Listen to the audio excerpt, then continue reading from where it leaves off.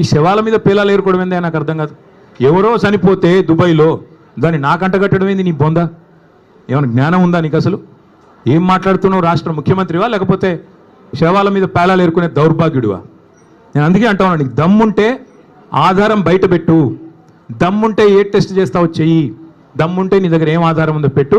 లేదా ఈ kitty party aunty లాగా ప్రతిరోజు ఇళ్ళ చెవుగొరికి వాళ్ళ చెవుగొరికి హెడ్లైన్లు మేనేజ్ చేసి మీడియాను మేనేజ్ చేసి ఎక్కువ రోజులు బతకలేవు.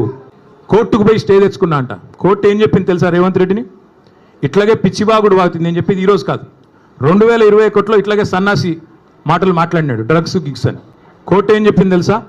చెత్త మాట్లాడితే చెప్పు తీసుకుని కొడతామని చెప్పి ఇంజంక్షన్ ఆర్డర్ ఇచ్చింది. దాన్ని స్టే అంటాడు. ఈ మూర్ఖుడికి ఇంజంక్షన్ ఆర్డర్ తెలియదు, స్టే తెలియదు. చెత్త మాటలు మాట్లాడితే చెప్పు తీసుకొని కొడతా అని కోర్టు చెప్పింది, నేను కాదు. ఒక థర్డ్ రేట్ చిల్లరగాడిలాగా బజార్లో పోయే చిల్లర పంచాయతీలాగా చెయ్యకు.